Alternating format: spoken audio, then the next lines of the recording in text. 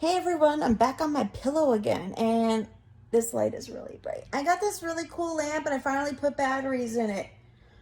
Uh, that's really bright. I'm gonna turn it off. Let's see, that's a bit better.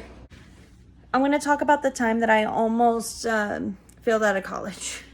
So, a bit of background. The school district I grew up in was very poor.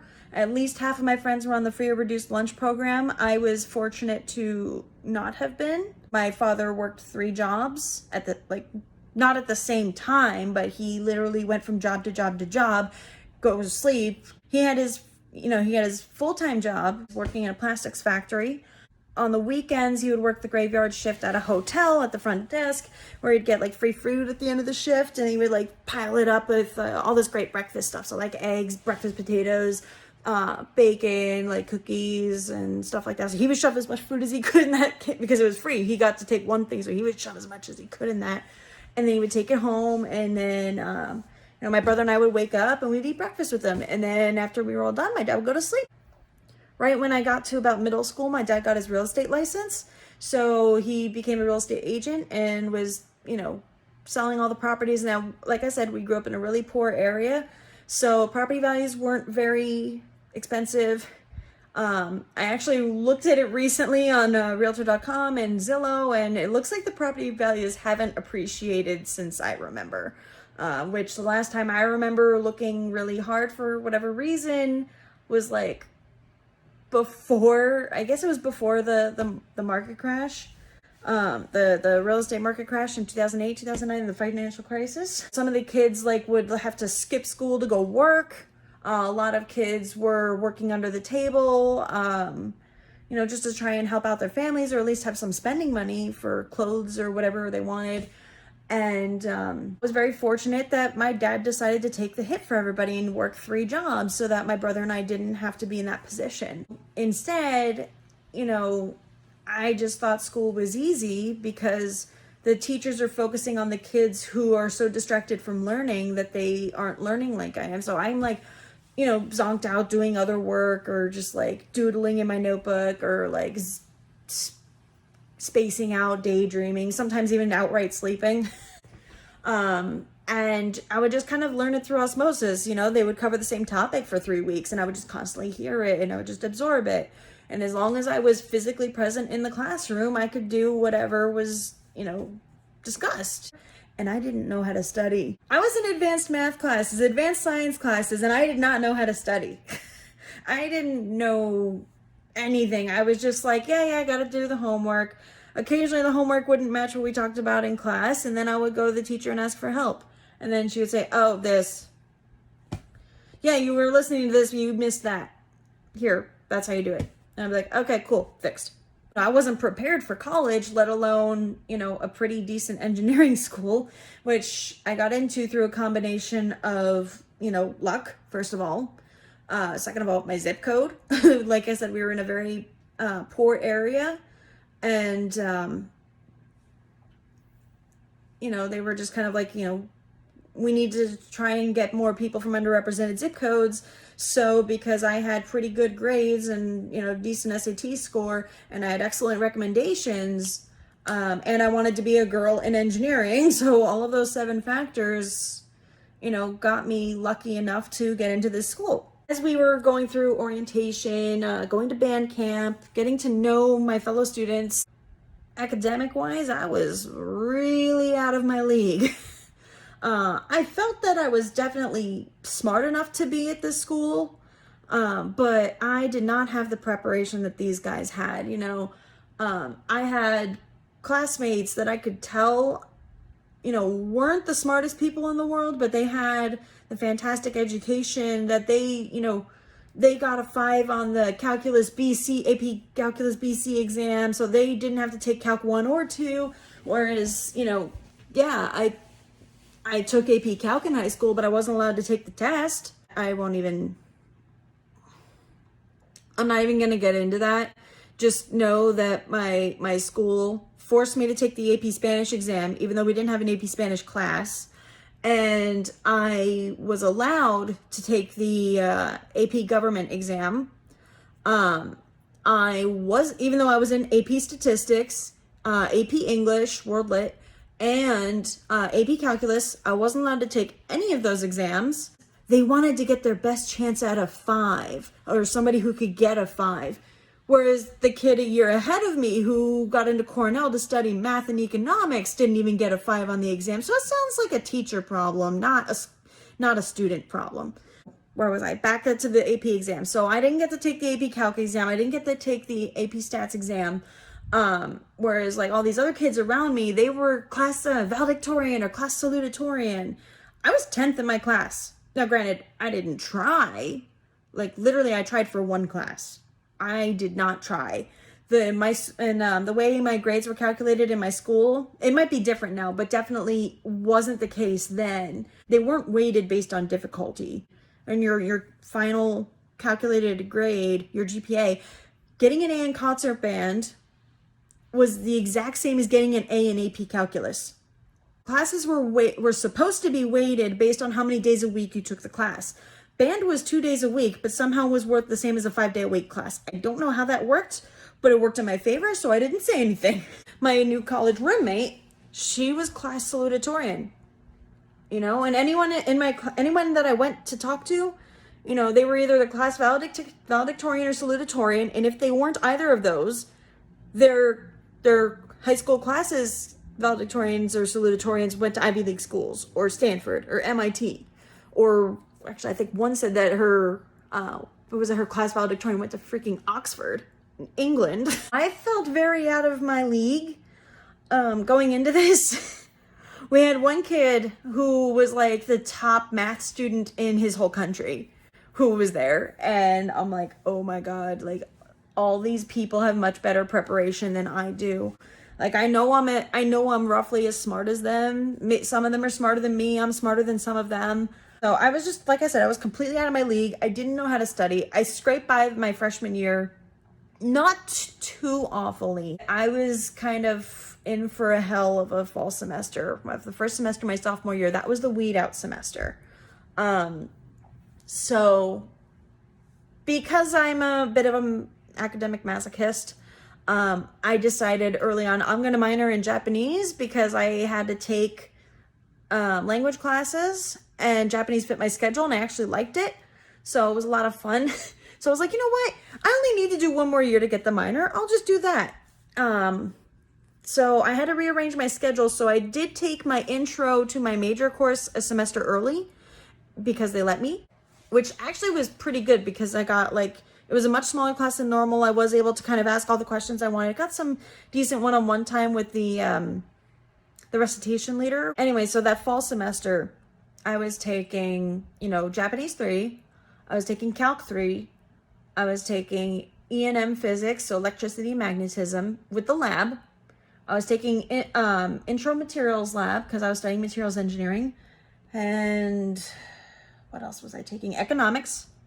And then on top of that, I was taking 2 bands for no credit. So I was in jazz band and I was in marching band. They both should have been 1 credit classes, but the registrar wouldn't let me sign up for them because they said that would be too many classes and you'd have to get an override. And I was like, well, I'm doing it anyway. I'm going to get an A. Just let me take it. And they said no. So lesson learned, if you know that's going to happen to you, sign up for those classes first, and then you got to get the override for the classes you need. They won't make you drop, but they won't let you add on. But they won't make you drop them if you signed up for them first, which I should have done. Lesson learned.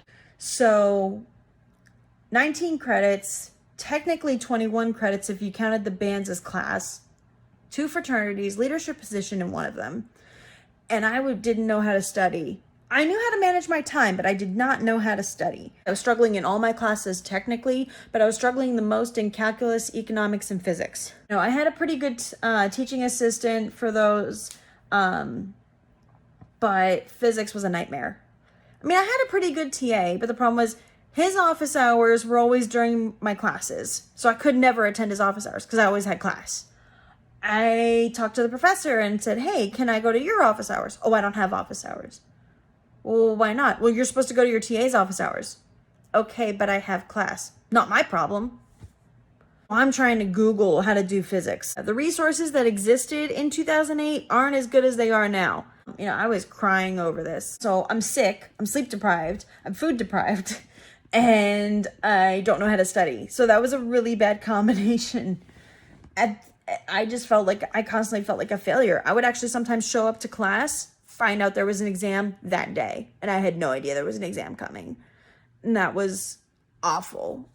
I, called my parents and let them know that I was not doing well. And they were like, well, you need to just suck it up.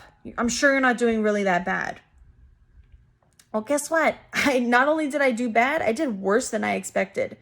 That semester, my GPA was like a 187, and I had to retake 2 of those classes, or else I wouldn't graduate. And my GPA had gone down so low that I was this close to losing like financial aid. 2/3 to 3/4 of my tuition was being paid for. And by the time I graduated, my parents paid for maybe a year of college out of pocket, which is still a lot. Don't get me wrong, that is still a lot. And they did not have to do that for me at all. I'm grateful that they did, but they didn't have to do that. They said, you are borderline. If you don't bring your cumulative GPA up to some number at the end of next semester, you do not qualify to renew your student aid. One of my parents threatened to pull me out of school altogether and said, you're not college material. Maybe you should go to an easier college that's local so that we can monitor you and make sure you're actually studying and not partying.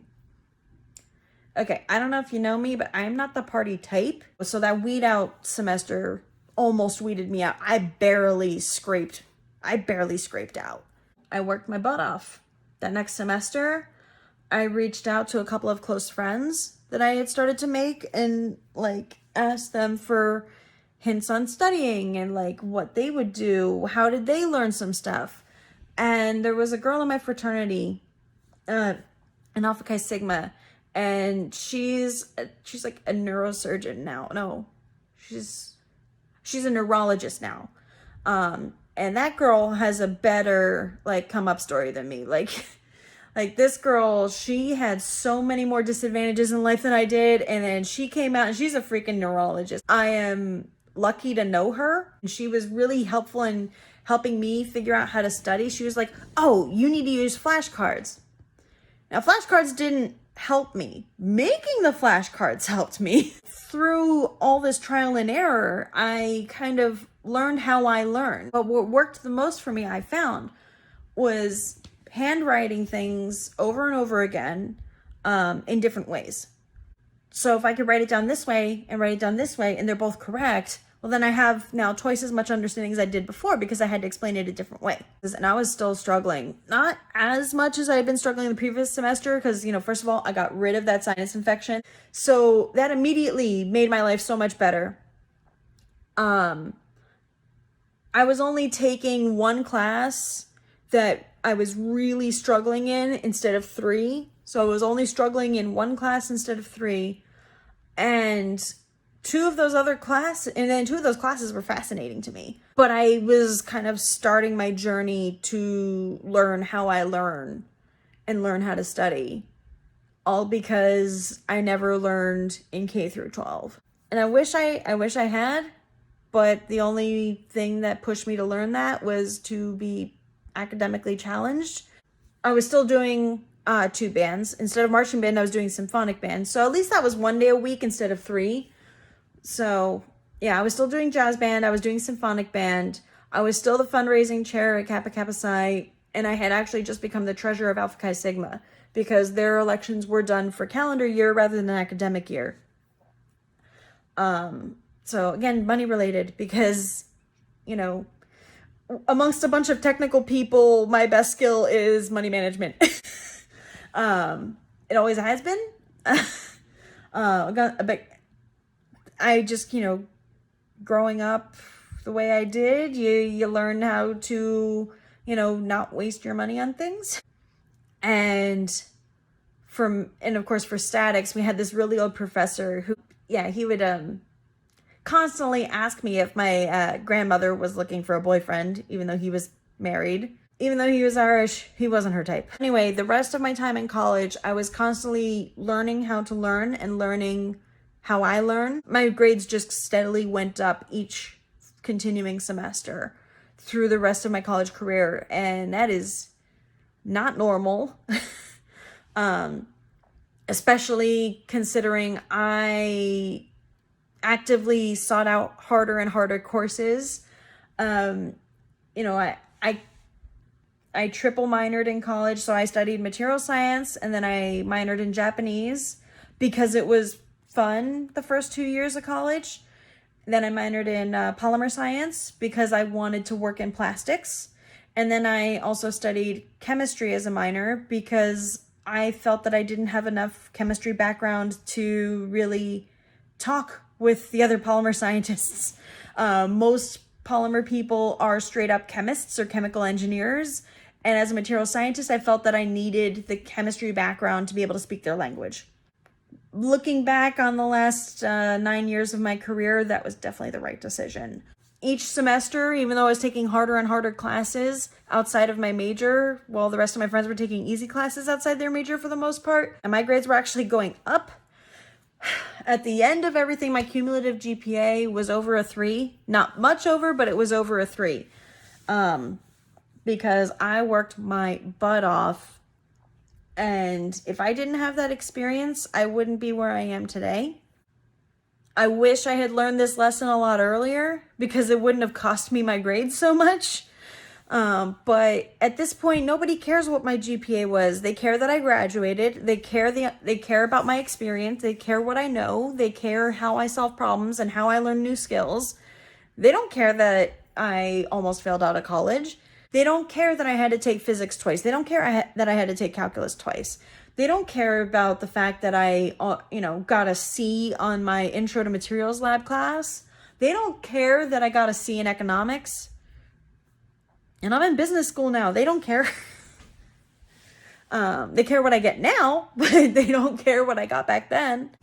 I'd say the time that your GPA out of college matters the most is when you're looking for your first job. And that's about it.